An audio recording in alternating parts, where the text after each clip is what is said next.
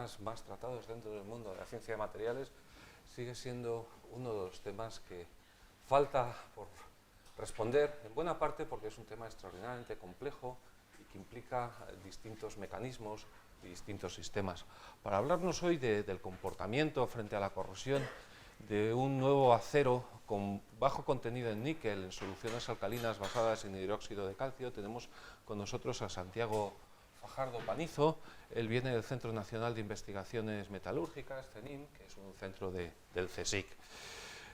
Es doctor en Ciencias Químicas por la Universidad Complutense de Madrid, colaborador del Departamento de Química Inorgánica de la Universidad Autónoma de Madrid, investigador invitado del Imperial College of London y investigador del Centro Nacional de Investigaciones Metalúrgicas. Como veis, es muy joven y sus líneas de investigación se centran toda su energía, su esfuerzo en la corrosión generalizada y localizada de armaduras de esfuerzo embebidas en morteros y soluciones simuladas de poros de hormigón, así como la corrosión atmosférica de aceros austeníticos y ferríticos, y en técnicas electroquímicas y de caracterización superficial de materiales metálicos. Como veis, son unas líneas muy interesantes, con una gran proyección de futuro, y él pues nos va a contar lo que ha sido, creo, básicamente su tesis doctoral y algo más. Sí, y bueno, yo no robo más tiempo, así que muchas gracias por estar aquí. Gracias. Santiago, y el tiempo es tuyo. Gracias. Bueno, buenos días. Lo primero me gustaría agradecer al profesor José Ignacio Pastor y al Departamento de Ciencia de Materiales de la Universidad Politécnica de Madrid, de la Escuela de Caminos, la invitación a participar en estos seminarios. Como bien ha dicho José Ignacio, el seminario de hoy tratará sobre el comportamiento frente a la corrosión de un nuevo acero inoxidable con bajo contenido en níquel en soluciones alcalinas basadas en hidróxido de calcio, que es un trabajo que tuvo lugar, se desarrolló en el Centro Nacional de Investigaciones Metalúrgicas, que pertenece al Consejo Superior de Investigaciones Científicas. Bueno, el esquema que seguiremos un poco a lo largo del seminario será realizar una breve introducción, un poco contando, hablando un poco sobre el acero como refuerzo de las estructuras de hormigón armado. Veremos que en condiciones normales es resistente a la corrosión, se encuentra bastante protegido. No obstante, hay ciertos factores que pueden desencadenar estos fenómenos de corrosión. Hablaremos brevemente, un poquito por introducir el tema, puesto que, como me dijo José Ignacio, la audiencia viene de muchos sitios diferentes, pues qué es un poquito la corrosión, y veremos un poco las alternativas que frente a este problema se nos plantean o distintos métodos paliativos, ¿no? Presentaremos dos casos particulares y previamente pues contaremos un poco qué materiales hemos utilizado y qué técnicas hemos utilizado para realizar esos estudios, y en los dos casos que veremos, pues veremos particularmente el efecto que el ion cloruro tiene sobre la corrosión de estos refuerzos y el efecto conjunto del ion cloruro y el fenómeno de carbonatación. Bueno, de manera general podemos decir que el acero ha sido utilizado tradicionalmente como material de refuerzo en las estructuras de hormigón armado, y en condiciones normales, como veremos más adelante, se encuentra en un estado pasivo que resiste a la corrosión. Sin embargo, este fenómeno de corrosión puede llegar a ocasionarse y producir el fallo prematuro de la estructura. En el año 2006 se estimó, mediante un informe técnico, que los gastos de mantenimiento y reparación de estructuras dañadas en Europa Occidental alcanzaban los 5 billones de euros al año, lo que da un poco una idea de la importancia que el tema que tenemos entre manos tiene, ¿no? ¿Por qué el acero embebido en hormigón es resistente a la corrosión? Bueno, la solución que está contenida en los poros del hormigón se constituye principalmente de hidróxidos alcalinos, que provienen de los procesos de hidratación del cemento. Son hidróxidos de sodio, de potasio y principalmente hidróxido cálcico, que tienen un pH muy elevado, como vemos, de alrededor de 12-13, y eso hace que el acero que se encuentra embebido se encuentra en un estado pasivo. Podemos ver en el diagrama de Purvé para el sistema hierro-agua como para un potencial dado, bueno, el acero es prácticamente, ¿no?, de hierro en su totalidad, por lo tanto podemos utilizar este diagrama para explicarnos un poco. La variación de pH es capaz de desplazar a este sistema que se encuentra en este punto figurativo del diagrama, que se encontraría en la zona de corrosión, donde la especie termodinámicamente más estable sería la especie iónica del hierro.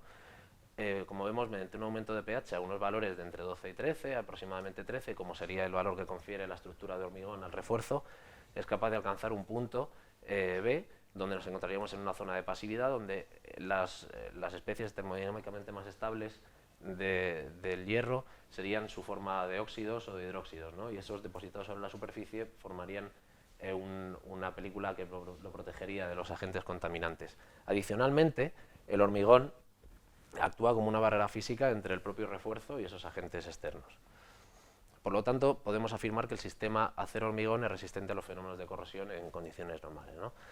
No obstante, como hemos dicho, hay ciertos factores que pueden desencadenar el fenómeno de corrosión, pasando de un estado pasivo en el que se encontraría en condiciones normales. Tenemos unos factores primarios, como sería el fenómeno de carbonatación, la presencia de cloruros, o la situación más agresiva de todas, que sería la combinación de ambos factores. Y por otro lado tendríamos unos factores secundarios como las pilas de pH, las de aireación diferencial, la formación de pares galvánicos o la presencia de corrientes vagabundas o corrientes erráticas, ¿no? Esto haría que el sistema pasara a un estado activo de corrosión y encontramos dos formas típicas de corrosión en los refuerzos. Por un lado, la corrosión generalizada como producto del proceso de carbonatación y por otro lado, corrosión localizada como producto de la presencia de iones cloruro en forma de picaduras, ¿no? Como os he dicho antes, vamos a hablar un poco de manera general de qué es el fenómeno de corrosión y en este sentido, a excepción de los procesos de oxidación directa o corrosión a elevada temperatura, el resto de los fenómenos de corrosión que se dan en la naturaleza a temperaturas moderadas o temperatura ambiente son de una naturaleza electroquímica. En ese sentido, cuando ponemos en contacto dos metales diferentes entre sí en una solución conductora que se denomina electrólito, se puede detectar se produce una corriente que fluye entre ambos, de manera que ambos se comportan como un electrodo. Bien es cierto que también puede tratarse de un único y mismo metal, en la medida en la que distintas heterogeneidades o diferencias en decomposición química o presencia de efectos puede hacer que esa superficie, distintas áreas de esa superficie, se comporten igualmente como electrodos. En cualquier caso, sean dos metales o sea un mismo metal con estas características que hemos contado, hay una zona que se va a comportar de una manera más noble que otra en la medida que va a tener un potencial eléctrico superior. De manera que esa diferencia de potencial va a ocasionar esa densidad de corriente que va a fluir a través del material. Podemos diferenciar, por lo tanto, dos zonas. Una zona que denominamos ánodo, donde tiene lugar el proceso de oxidación y la reacción química se produce con una pérdida de electrones, en este caso simulando, poniendo como el caso del hierro, ¿no? O el que podríamos valernos para el acero. Esta reacción anódica sería la reacción de desprendimiento de electrones por parte del hierro hacia su forma iónica y esos electrones fluirían por el material hacia el cátodo, que es el lugar donde tiene lugar el proceso de reducción y la reacción química se produce con una ganancia de esos electrones. Quedan representadas aquí dos reacciones catódicas, si bien es cierto que las reacciones catódicas son específicas de cada proceso de corrosión, estas dos son probablemente las dos más comunes que se dan en la naturaleza. Por un lado, la reducción de los protones cuando nos encontramos en un medio ácido para dar hidrógeno y por otro lado, la reducción del oxígeno para dar iones hidroxilo cuando nos encontramos en una solución neutra o alcalina en presencia de oxígeno. Encontramos diferentes alternativas para combatir este problema de corrosión que nos encontramos. Por un lado, se ha utilizado tradicionalmente la protección catódica, bien mediante la utilización de ánodos de sacrificio o mediante corriente impresa. Se ha utilizado acero y se utiliza acero galvanizado como material de refuerzo en las estructuras de hormigón. Se han introducido inhibidores de corrosión dentro del hormigón. Y, por otro lado, tenemos como alternativa la utilización de aceros inoxidables como refuerzo, que es un poco el tema en el que nos vamos a centrar en el seminario. Los aceros inoxidables, si bien es cierto que pueden suponer la solución más económica a largo plazo, hasta el momento han visto limitado su utilización, puesto que de una manera inicial suponen un coste más elevado que el tradicional acero al carbono. Sin embargo, son aleaciones de un elevado interés tecnológico, industrial y en la construcción igualmente, puesto que son capaces de combinar, por un lado, muy buenas características, propiedades mecánicas, que lo hacen ideal para la utilización en construcción, y por otro lado, presentan una elevada resistencia a la corrosión como fruto de la presencia de una muy delgada película de óxidos, hablamos de pocos nanómetros, que se encuentra sobre la superficie del material, lo que le confiere ese carácter pasivo y lo protege de los posibles agentes agresivos. En construcción normalmente suele utilizarse los aceros del grado austenítico, principalmente los más comunes 304 y ASI 316. Aquí podemos observar la clasificación de los distintos aceros inoxidables en función de su microestructura. Tenemos los aceros ferríticos, cuyo principal elemento aleante es el cromo y presentan una estructura metalográfica basada en la ferrita.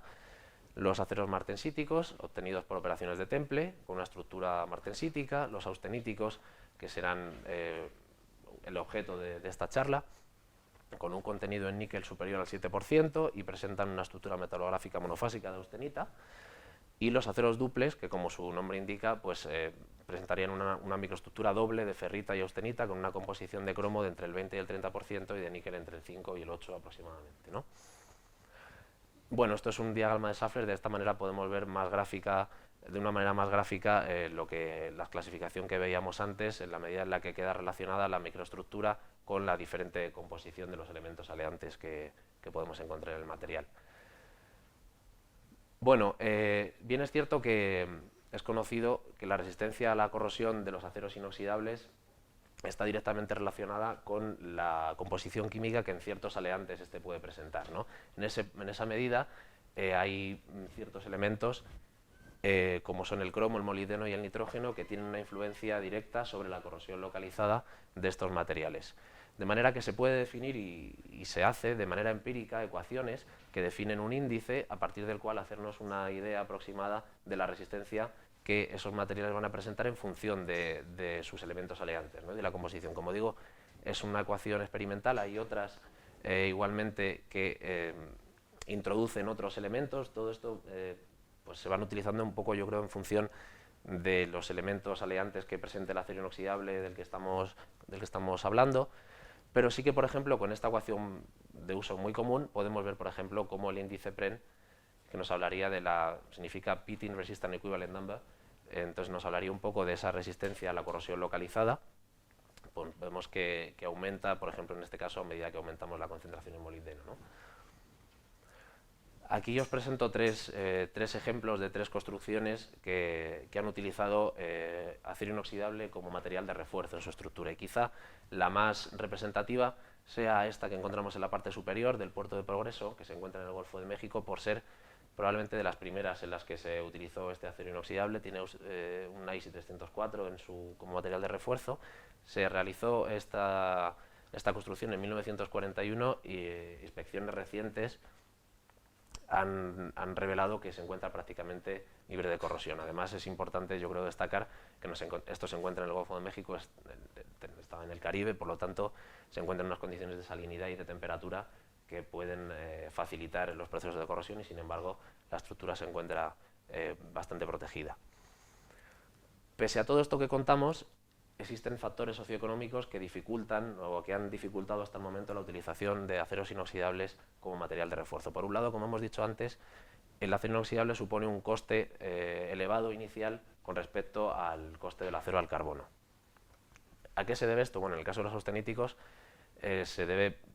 una de las causas principales es la fluctuación en el precio del níquel en el mercado. No alcanza una estabilidad. Aquí podemos ver en este gráfico cómo el precio del níquel varía a lo largo de los últimos años, y desde luego pues no encontramos una estabilidad en ese precio, alcanzándose, por ejemplo, en el 2007 un máximo histórico en el precio del mismo. De manera que una de las líneas de investigación que se están llevando a cabo en estos momentos es la evaluación de nuevos aceros inoxidables como alternativa al acero al carbono tradicional, en los cuales el níquel sea parcialmente reemplazado por otros elementos, y de esta manera conservando las propiedades tanto mecánicas como frente a la corrosión de aquellos aceros inoxidables tradicionales. En este caso, este nuevo acero inoxidable del que vamos a hablar, que es el objeto de la charla, supondría un ahorro de entre el 15 y el 20% comparado con el tradicional, la ISI 304. Bueno, aquí podemos observar la tabla de los materiales que hemos utilizado. Por un lado está el AFX 060, que sería el acero con bajo contenido en níquel. Tiene un código ACX, puesto que todo esto este estudio se realizó en colaboración con la empresa Acerinox.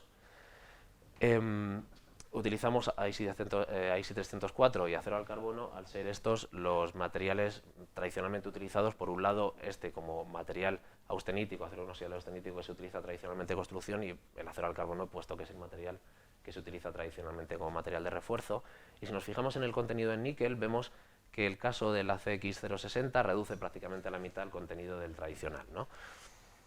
Utilizamos probetas en forma de chapa. Luego veremos por qué. Se debe a la utilización de la celda electroquímica que utilizamos en particular, con unas dimensiones de 5 por 2 centímetros y 1 milímetro de espesor, que se pulieron con lija, ¿no? Con un papel de carburo de silicio hasta un tamaño de grano 600, se lavaron ultrasónicamente con etanol y se aclararon con agua desionizada antes de la realización de los ensayos. Bueno, aquí os presento la microestructura de ambos aceros inoxidables para que podamos ver que la microestructura es una microestructura austenítica con unos granos de austenita equiaxiales y por lo tanto el efecto de la microestructura en todo lo que veamos a continuación podemos descartarlo. ¿Qué medios electrolíticos utilizamos? Bueno, como he contado antes, vamos a ver dos casos. Por un lado vamos a estudiar el efecto de los iones cloruro y por otro lado el efecto conjunto del fenómeno de carbonatación de los iones cloruro. Por lo tanto, para el primero utilizamos una solución saturada de hidróxido de calcio. Como veis, son soluciones sintéticas que van a tratar de simular aquellas que nos encontramos en los poros de las estructuras reales de hormigón, con un pH de alrededor de 12-13, a la que se añadieron diferentes concentraciones de cloruro de sodio. Y por otro lado, estudiamos el efecto conjunto de la carbonatación y los iones cloruro mediante una solución saturada de hidróxido de calcio que carbonatamos. Y la carbonatamos mediante el burbujeo de esa solución con CO2, hasta alcanzar un descenso del pH alrededor del valor de 8, de manera que aseguramos la completa carbonatación de esos hidróxidos. Se filtró, por supuesto, los carbonatos que se formaron y nos quedamos con la solución saturada. Añadimos igualmente las mismas concentraciones de cloruro de sodio que en la solución 1. Cabe destacar esta concentración del 0,4%, puesto que es el límite que marca la instrucción de hormigón estructural, que es la norma de buena práctica en construcción, ¿no? que realiza el Ministerio de Fomento. Bueno, como os he dicho antes, utilizamos probetas en forma de chapa. ¿Por qué? Cuando se realizan ensayos de corrosión por picadura, corrosión localizada, para evaluarlo es muy común que se den simultáneamente fenómenos de corrosión por resquicio en zonas impedidas, zonas de aireación diferencial. Dentro de las alternativas que se nos presentan para evitar este fenómeno y por lo tanto poder estudiar exactamente los resultados de la corrosión por picadura y no un efecto conjunto que nos dificulte la evaluación de estos resultados, está la utilización de la celda electroquímica de tipo Avesta. ¿Cómo funciona esta celda electroquímica? Bueno, aquí tendríamos la muestra, esta sería la columna electrolítica, de manera que con la utilización de dos O-rings o juntas tóricas, creamos una cámara en la cual a través de una bomba peristáltica introducimos pequeños pulsos de agua destilada, que llenan la cámara y por capilaridad, mediante este papel de filtro que colocamos, es capaz esa solución de desplazar la solución agresiva que se va acumulando en el resquicio. De manera que ese resquicio queda libre de solución agresiva y por lo tanto, en la medida de lo posible, evitamos la presencia de esa corrosión por crevis. Además, al ser agua destilada, presenta una menor densidad que la solución salina y por lo tanto tiende a subir, no nos diluye de una manera importante el área que estamos estudiando. Aquí os lo presento de una manera más gráfica, veis, colocamos el papel de filtro, esta sería la muestra, los dos O-rings y por aquí entrará el pulso de agua, de manera que esta cámara se va llenando poco a poco, el papel se moja y por capilaridad, como digo, va desplazando esa solución agresiva. Aquí tenéis una fotografía exactamente de la celda que se utilizó, junto con el montaje para los ensayos electroquímicos. Utilizamos una configuración clásica de 3 electrodos, donde la muestra fue el electrodo de trabajo, working electrode. El electrodo de referencia era un electrodo saturado de calomelanos, que es un electrodo de uso común en el laboratorio, y se cerró el circuito eléctrico con un contraelectrodo que era una malla de platino. ¿Qué técnicas utilizamos? Bueno, pues utilizamos técnicas electroquímicas tanto de corriente continua como de corriente alterna. Por un lado, dentro de las técnicas de corriente continua utilizamos las curvas de polarización cíclica, que son ensayos clásicos para poder determinar la pasividad, el grado de pasividad que presenta un material en la medida en la que nos ofrece información sobre una serie de parámetros muy importantes y que nos dan información verdaderamente sobre la resistencia a la corrosión del material. Tanto son así como el potencial de corrosión, que sería ese potencial al que el material se está corroyendo en la ausencia de ninguna perturbación. A medida que aumenta la polarización, podemos observar una región que llamamos relleno de pasividad, o es una región en la que ese incremento del potencial no conlleva un aumento en la densidad de corriente, de manera que podríamos decir que el material se encuentra estable en ese sentido, en esas condiciones. Si aumentamos el sobrepotencial, llegamos a un punto en el cual, para aleaciones pasivas o metales pasivos, esa película que lo protege se rompe localmente y observamos una disolución del material por ese punto que eleva súbitamente la densidad de corriente, quedando definido el potencial crítico de picadura. Y en este caso, si invertimos el sentido de la polarización, podemos definir el potencial de protección que nos da información sobre la capacidad que el sistema presenta para repasivarse una vez que se ha producido esa rotura local de la superficie, de manera que por debajo de este potencial las picaduras formadas se repasivarían y entre el potencial de protección y el potencial crítico de picadura no se desarrollarían nuevas picaduras, no obstante las que ya se formaron pues pueden seguir su curso, ¿no? Bueno, realizamos las curvas de polarización cíclica tras 40 minutos de inmersión en los medios descritos. 40 minutos, ¿por qué? Pues porque experimentalmente observamos que era el tiempo necesario para que se llevara a cabo la estabilización de ese potencial de corrosión. Utilizamos una velocidad de polarización de 0,17 milivoltios por segundo, según la norma STM G6186, en un sentido anódico, comenzando en el potencial de corrosión hasta alcanzar una densidad de corriente de 10 a la menos 3 amperes por centímetro cuadrado, punto en el cual invertimos el sentido de la polarización hasta que se definió un potencial de protección en los casos en los que pudo definirse. Por otro lado, utilizamos técnicas igualmente en este caso de corriente alterna, y utilizamos la espectroscopía de impedancia electroquímica, que es una técnica basada en una señal de potencial de tipo sinusoidal, como podemos ver, que nos devuelve una respuesta de corriente que tiene la misma frecuencia, pero difiere en amplitud y ángulo de fase. Para conseguir respuestas lineales y no alterar irreversiblemente el sistema, hay que aplicar una señal de amplitud baja, en este caso aproximadamente 10 milivoltios, de manera que la relación entre la señal aplicada y la respuesta se conoce como impedancia del sistema. Sería comparable a la resistencia que obtendríamos en corriente continua mediante la ley de Ohm.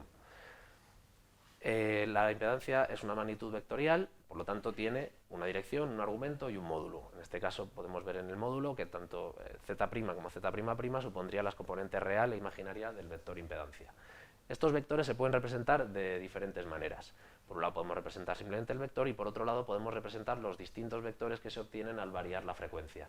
Y esa unión de puntos nos daría lugar al diagrama de Nyquist, que es una de las representaciones más comunes de los diagramas de impedancia.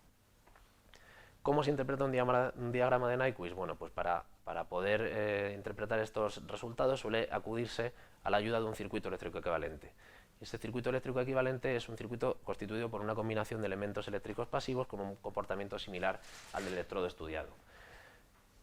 Aquí podemos ver un circuito eléctrico equivalente donde se simula la resistencia óhmica al paso de corriente a través del electrolito.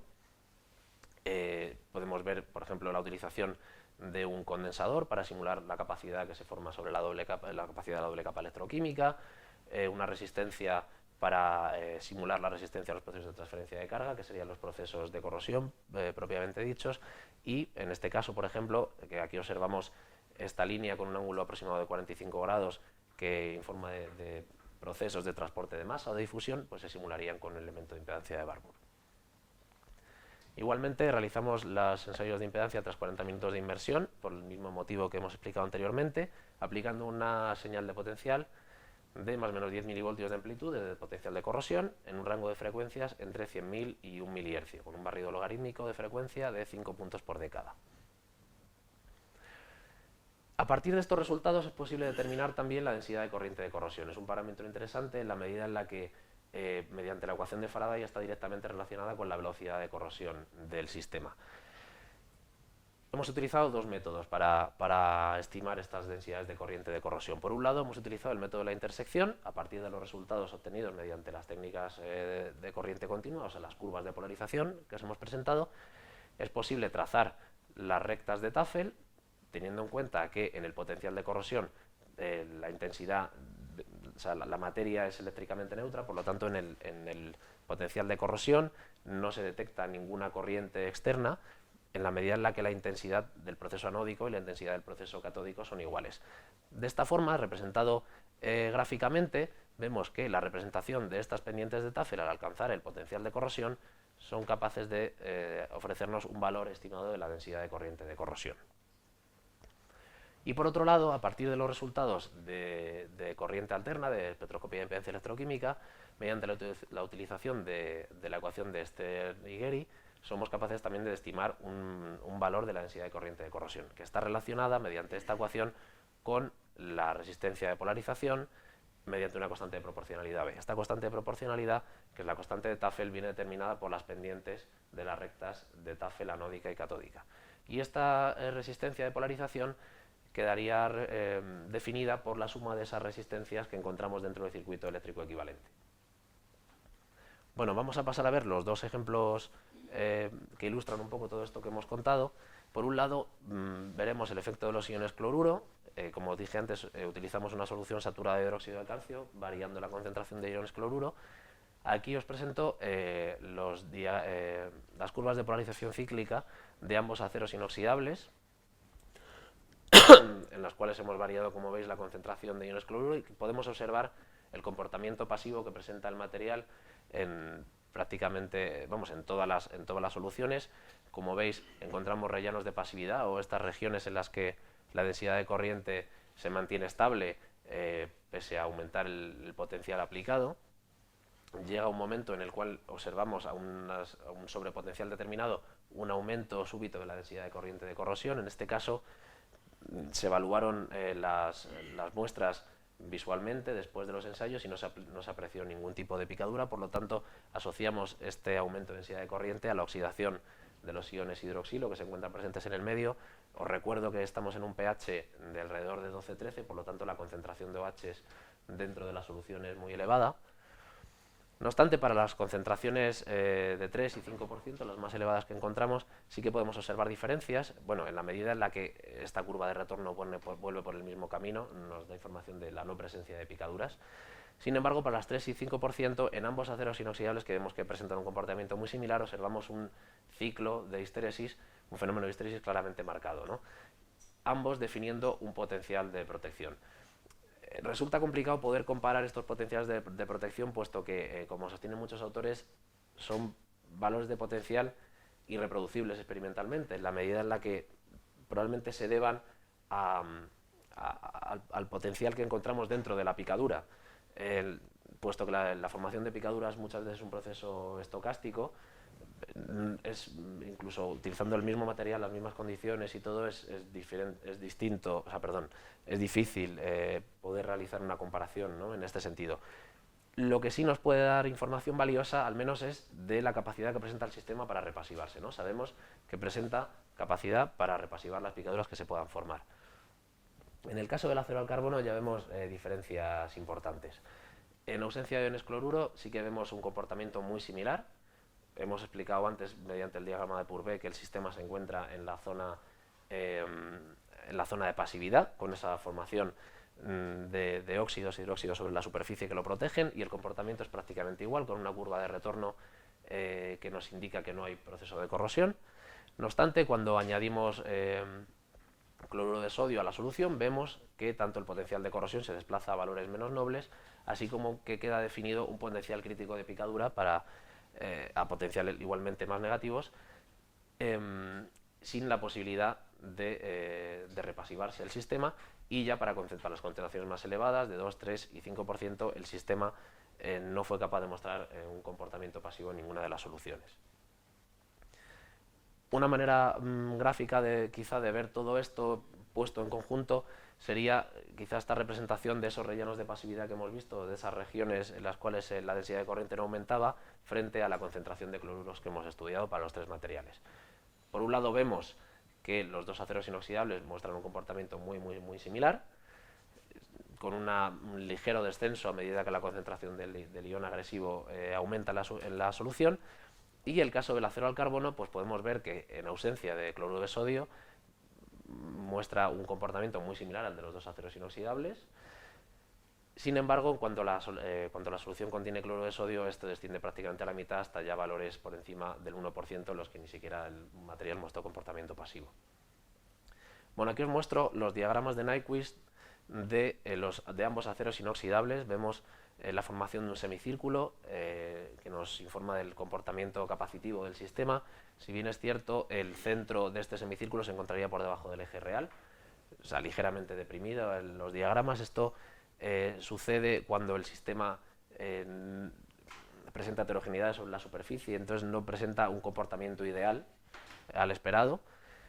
Y adicionalmente os presento estos diagramas de Bode, donde si observamos la variación del ángulo de fase frente al logaritmo de la frecuencia, podemos observar la presencia, mediante estos dos hombros, nos da información de la presencia de dos constantes de tiempo estrechamente solapadas. De manera que, como os conté antes, para simular estos diagramas recurrimos a la utilización de un circuito eléctrico equivalente. Hemos utilizado este circuito eléctrico equivalente, utilizado primigeniamente por Mikhailovsky y su equipo, donde contamos con dos constantes de tiempo, una por cada una de estos hombros que fuimos capaces de detectar mediante los diagramas de Bode. Bueno, ¿qué interpretación física tiene este circuito? Por un lado tenemos esta R sub E, que estaría asociada a la resistencia óhmica al paso de corriente a través del electrólito. Por otro lado, tenemos esta primera constante de tiempo a elevadas frecuencias, asociada a la respuesta de la interfase entre la capa pasiva y el electrólito, y por otro lado tenemos una constante de tiempo a bajas frecuencias asociada al proceso de transferencia de carga. Se recogen en este circuito eléctrico equivalente elementos de fase constante en lugar de condensadores para simular esas respuestas no ideales del electrodo por pues esa pérdida de homogeneidad sobre la superficie, ¿no? Bueno, volviendo en este caso al acero inoxidable con bajo contenido en níquel, que es el objeto de la charla, represento en esta tabla los valores del ajuste mediante ese circuito eléctrico que acabamos de ver, en este caso para la segunda constante de tiempo nada más, que es la que es objeto de ese proceso de transferencia de carga, ¿no?, de la corrosión principalmente. Si observamos los valores de la resistencia a la transferencia de carga, podemos observar cómo a medida que se hace presente y aumenta la concentración de cloruro en la solución, esta resistencia, que se refiere a la resistencia que presenta el sistema al proceso de corrosión, se hace cada vez menor. Por lo tanto, el sistema cada vez es menos resistente a la corrosión.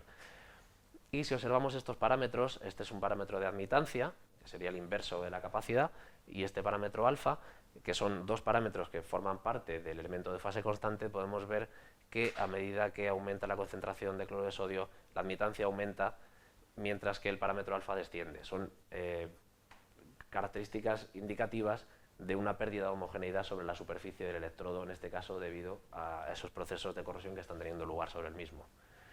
En el caso del acero al carbono vemos igualmente un comportamiento capacitivo con la formación de estos semicírculos ligeramente aplanados, pero sí que podemos observar ya la disminución del diámetro de este semicírculo cuando la solución contiene iones cloruro. Esto quiere decir que la resistencia a la corrosión disminuye drásticamente cuando estos agentes están presentes en la solución. En este caso, hemos utilizado un circuito equivalente con una única constante de tiempo, donde esta resistencia estaría asociada a la resistencia del electrolito igual que antes, y esta constante de tiempo asociada al proceso de transferencia de carga propiamente dicho, y podemos observar cómo a medida que la solución en ausencia de cloruro presenta un valor de resistencia tal que ya con la mínima adición de cloruro de sodio desciende en un orden de magnitud, y al ir aumentando esa concentración vamos disminuyendo hasta 2 órdenes de magnitud comparado con aquella situación en la cual la solución se encontraba libre de agentes agresivos. De manera que los iones cloruro descienden notablemente la resistencia a la corrosión de este material en las soluciones en las que lo estamos evaluando. Igualmente, los parámetros asociados al elemento de fase constante muestran un aumento de la admitancia y un descenso en el parámetro alfa, dándonos información sobre la pérdida de homogeneidad de la superficie como consecuencia de estos procesos.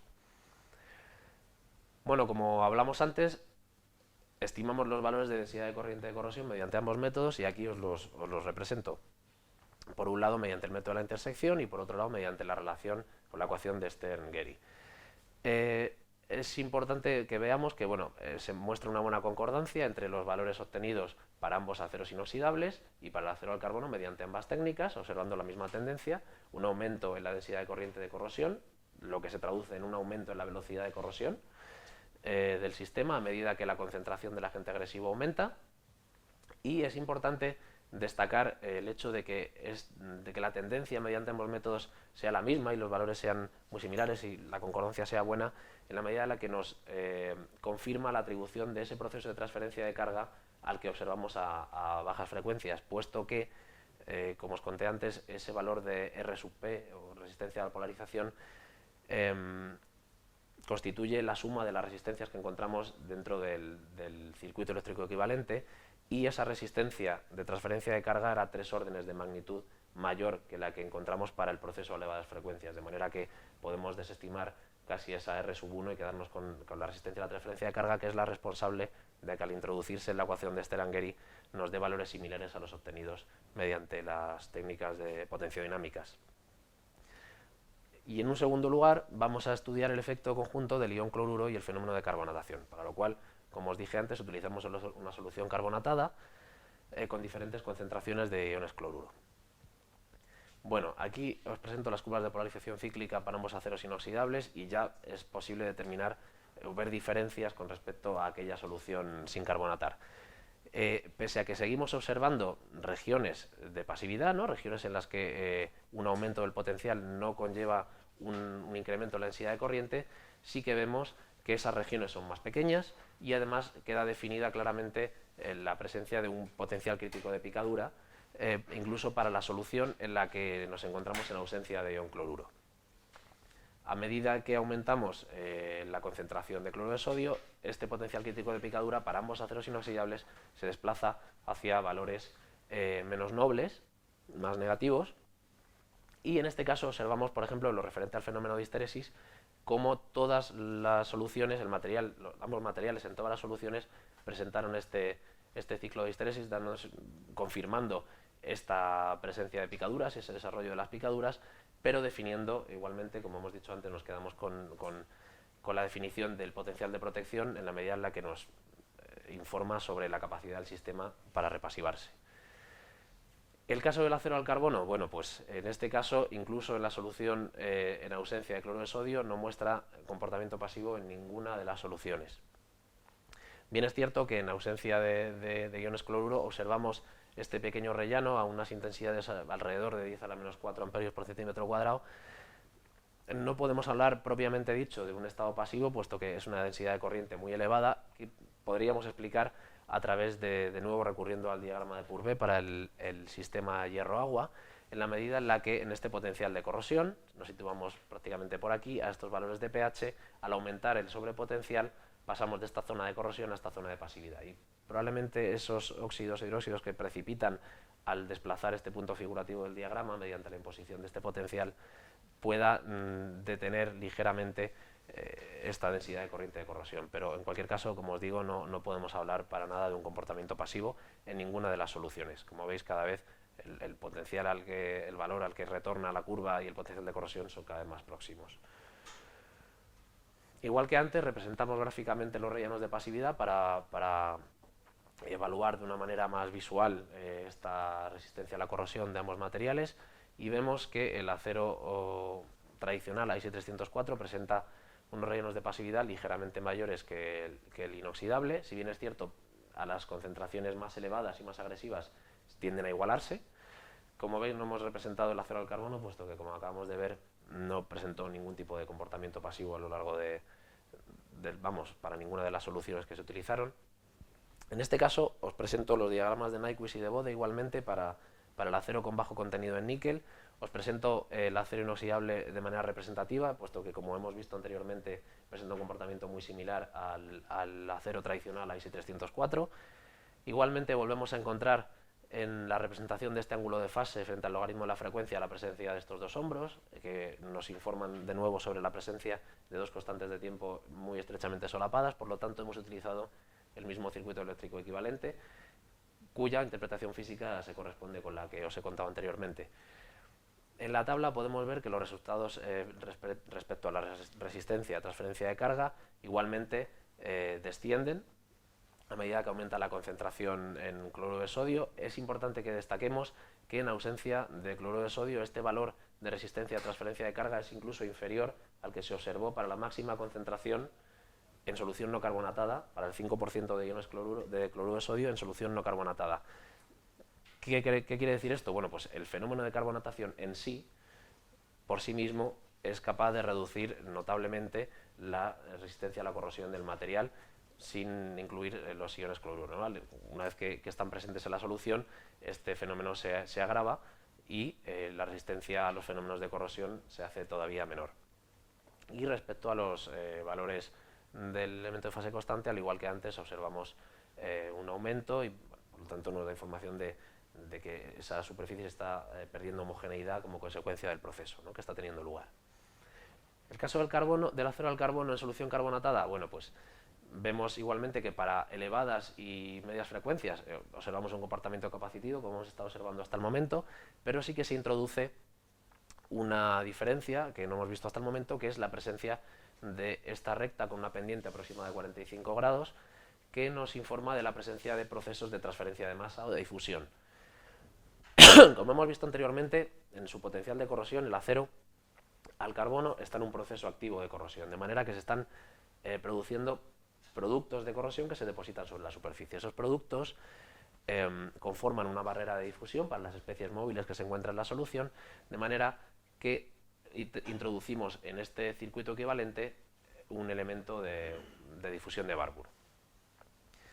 Bueno, vemos igualmente cómo la resistencia disminuye a medida que aumenta la concentración de iones cloruro y cómo estos parámetros asociados al elemento de fase constante, por un lado aumentan y en este caso disminuyen, informándonos de nuevo de esa pérdida de homogeneidad, si cabe en este caso todavía más notable en la medida en la que esos procesos están teniendo lugar, esos productos de corrosión se están depositando.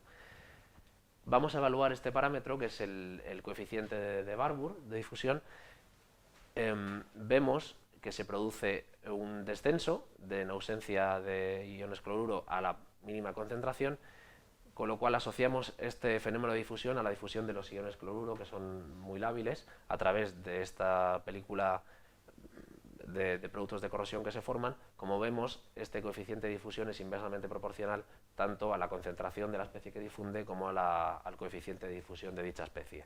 Al aumentar la concentración de cloruro, pues vemos una ligera disminución de este coeficiente de difusión.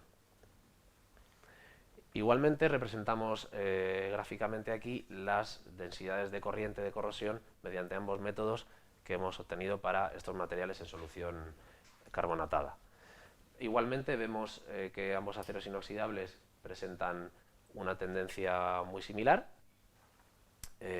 con un incremento de su densidad de corriente de corrosión y por lo tanto de su velocidad de corrosión a medida que la concentración del ion agresivo aumenta en el medio, y por otro lado observamos diferencias, bueno, se ve muy grande, verdaderamente estamos hablando de microamperios, tampoco es tantísimo, ¿no? Pero sí que vemos diferencias en el caso del acero al carbono.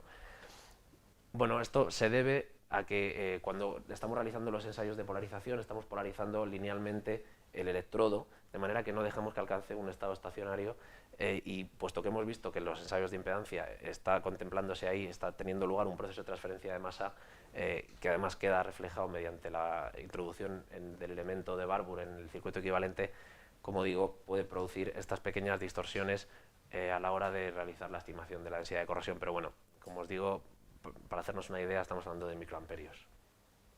Igualmente, el hecho de que ambos aceros inoxidables hayan mostrado una tendencia similar, con unos valores muy parecidos, mediante ambas técnicas nos confirma el proceso de transferencia de carga con el que hemos observado a bajos valores de frecuencia.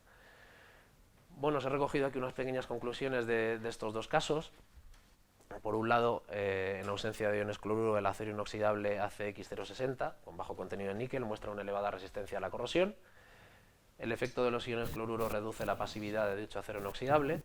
El fenómeno de carbonatación por sí mismo afecta la resistencia a la corrosión del acero inoxidable ACX060, reduciéndola por debajo de los niveles observados tan solo en presencia de cloruro de sodio.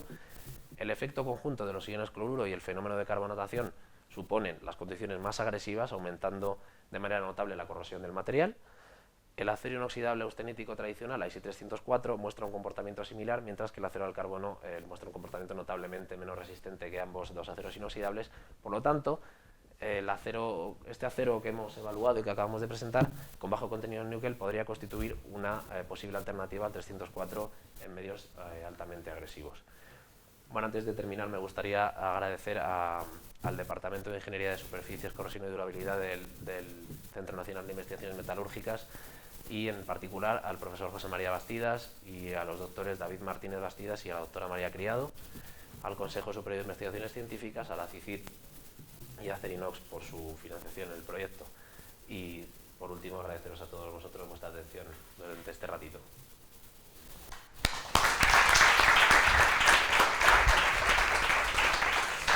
Muchísimas gracias, Santiago, por esta charla tan amena, tan interesante, y tenemos tiempo para algunas preguntas, así que si os animáis, estupendo. Adelante. Bueno, yo no sé si está encendido o no, pero Sí, yo sí, creo que pues se está. va a oír. Bueno, en primer lugar, felicitaros por el trabajo y la rigurosidad del estudio. Me ha gustado mucho el tipo de celda que habéis diseñado para evitar el crevis, que creo que es importante. Y bueno, pues la comparativa que habéis hecho entre los distintos materiales. Sí me gustaría preguntarte dos cositas puramente que no sé si te he llegado a escuchar bien. Una es que has hablado del pH, era tu disolución de hidróxido cálcico y la has situado entre 12 y 13, una disolución saturada de hidróxido cálcico a 25 grados. No sé si has trabajado termostatizado.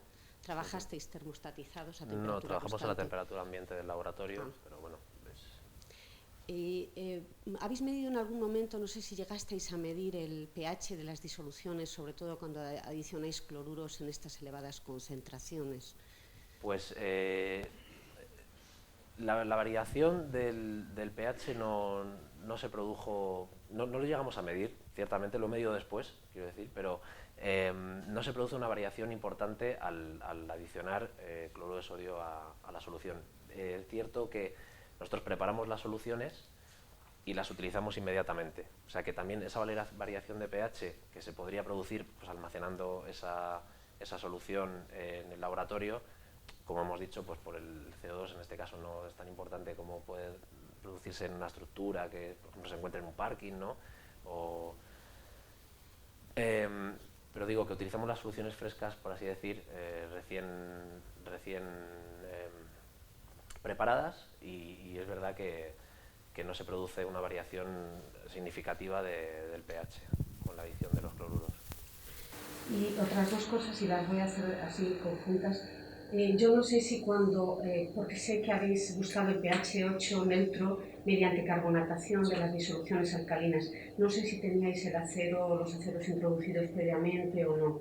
Y la otra pregunta es, ¿qué B has utilizado para calcular la velocidad de corrosión? Bien, bueno, por un lado, se prepararon las soluciones sin estar el material, el electrodo de trabajo allí, ¿no? O sea, se prepararon las soluciones saturadas de hidróxido de calcio y, como he contado, mediante un flujo de dióxido de carbono, con el pHímetro fuimos midiendo hasta alcanzar un pH 8, pH suficiente para asegurar la carbonatación completa, ¿no? de ese hidróxido.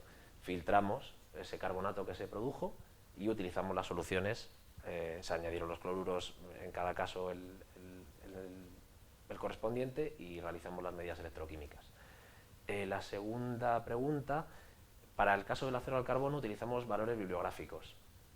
Basándonos en los ensayos de polarización, vimos si el material se comportaba, si estaba en un estado activo de corrosión o no. Por lo tanto, utilizamos valores bibliográficos de 52 o de 26 milivoltios. En el caso de los aceros inoxidables, nosotros mismos calculamos las pendientes en ese sentido, realizando pues, polarizaciones en las regiones de Tafel de aproximadamente 250 milivoltios, tanto en un sentido anódico como en un sentido catódico. Puesto que bien es cierto, como introduces, que esas constantes de Tafel son específicas para cada sistema, y en ese sentido nosotros no quisimos adaptarnos a ninguna constante bibliográfica, puesto que también es un acero novedoso. Entonces decidimos calcular nuestras propias pendientes experimentales, y son las que hemos introducido en la ecuación de Steven-Garay. ¿Y qué valor disteis? Pues están en torno a entre los 45 y 50 milivoltios. Gracias. ¿Hay alguna otra pregunta? Sí, perdón, Isabel. Si no te importa usar el micrófono, así te recogemos mejor. Gracias. Bueno, lo primero, felicitarte porque el trabajo me ha parecido muy interesante. Y luego, dado que la impedancia no es una técnica destructiva, ¿no habéis pensado en volver a repetir los ensayos de impedancia un tiempo mayor para ver si la resistencia con el tiempo se mantiene? Sí, es una propuesta interesante y sí que lo hemos pensado. También realizamos estas técnicas, o sea, con impedancia también realizamos estudios. Os he presentado resultados en una solución simulada, pero también lo estamos haciendo en morteros, o sea, en estructuras ya reales, en las que el material está embebido en el cemento o en el hormigón, ¿no? Y donde resulta todavía más interesante, si cabe, ver la evolución con el tiempo. Esto, al fin y al cabo, no dejan de ser ensayos acelerados de laboratorio, por lo tanto, quizá esos estudios con el tiempo pues es más interesante en estas probetas o en estos morteros que ya se encuentran en las estructuras, y se han hecho estudios pues a lo largo de un año, año y medio, con medidas periódicas de impedancia, que, como tú dices bien, es una técnica no destructiva, ¿no? Finalmente, cuando terminamos ese periodo de estudio, se realizan igualmente curvas de polarización que, al revés que la impedancia, pues sí que acaban destruyendo la muestra. Creo que ya le hemos exprimido bastante por hoy a Santiago, así que agradecerle una vez más A vosotros. la claridad y el buen trabajo hecho, y estás invitado cuando quieras. Muchas gracias.